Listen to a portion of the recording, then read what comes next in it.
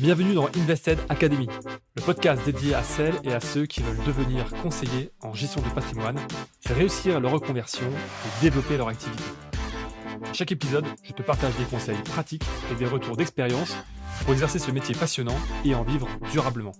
Je suis Cyril, fondateur d'Invested.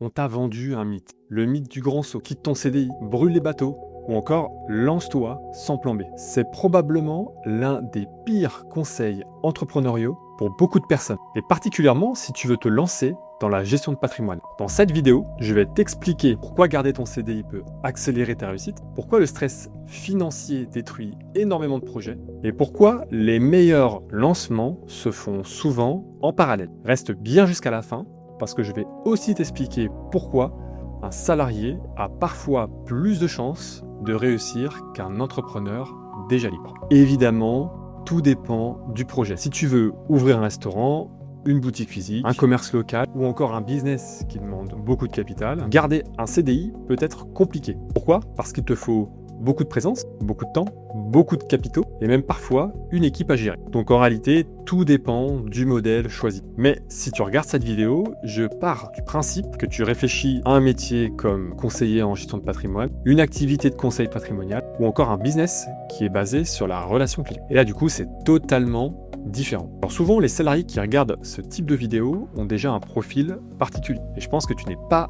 arrivé ici par hasard. En général, tu t'intéresses déjà à l'investissement, tu as déjà investi pour toi-même, tu passes du temps sur la finance, tu lis, tu regardes, tu compares, et même tu aides parfois déjà ton entourage officieusement. Donc en réalité, tu n'es pas en train de repartir de zéro. Tu ne changes pas totalement d'univers. En fait, tu formalises une compétence que tu développes peut-être déjà depuis des années. Et ça, ça change tout. Alors le problème, il n'est pas souvent technique. Le problème, ça va être plutôt la structure, la réglementation, la conformité importante dans notre métier, la méthode commerciale, et puis aussi évidemment trouver des clients. Autrement dit, tu n'as pas forcément besoin de 5 ans d'études supplémentaires. En fait, tu as surtout besoin d'un cadre, d'un accompagnement ou encore d'une stratégie de lancement. Et bonne nouvelle, tout cela peut se construire à côté d'un CDI. Le premier avantage, évidemment, c'est la sécurité financière. Quand tu gardes ton salaire, tu payes tes charges, tu restes stable mentalement et tu ne paniques pas. Et ça change complètement ton comportement. Parce qu'un entrepreneur sous pression financière, il force la vente, il devient insistant et il va prendre de mauvaises décisions. Ou encore, il va accepter de mauvais clients. Alors qu'une personne qui est sécurisée, elle va mieux vendre,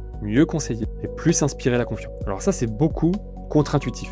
Parce que beaucoup de personnes vont penser, si je quitte mon CDI, je serai dos au mur, donc je vais réussir. Parfois c'est vrai, mais très souvent, le prospect, il ressent le besoin. Et tu es d'accord avec moi, personne n'aime acheter à quelqu'un qui a besoin de vendre. Quand tu es détendu financièrement, tu écoutes mieux, tu poses de meilleures questions, tu n'es pas pressé, tu inspires plus la sérénité. Et dans les métiers de confiance, c'est capital. Le deuxième avantage, tu peux tester la réalité. Le CDI te permet de tester.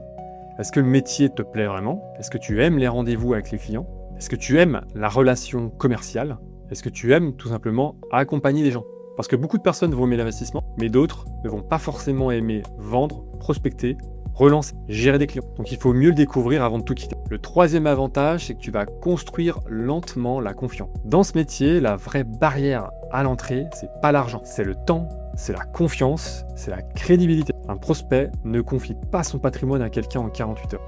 Il faut du contenu, des échanges, du relationnel, de la répétition. Et ça se construit très bien en parallèle. Alors chez nous, une énorme partie des personnes qui se lancent sont en double activité. Je dirais 80 à 90% au départ. Et nous, on ne conseille quasiment jamais de quitter trop tôt son travail. Au contraire, en fait, on préfère voir quelqu'un structuré, patient, stable et progressif.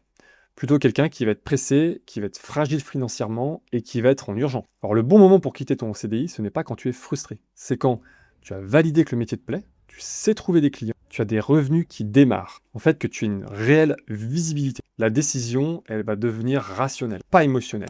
Alors le grand saut, il fait rêver. Mais les transitions intelligentes, elles enrichissent. Si tu veux entreprendre dans un métier comme la gestion de patrimoine, garder ton CDI n'est pas un frein. C'est souvent même un accélérateur. Si aujourd'hui, tu réfléchis à te lancer dans la gestion de patrimoine, mais que tu veux un modèle réaliste, progressif et compatible avec ton travail actuel, c'est exactement ce qu'on accompagne. Un lancement structuré, sans pression inutile et sans grand saut absurde. tu peux nous contacter, le lien est en description.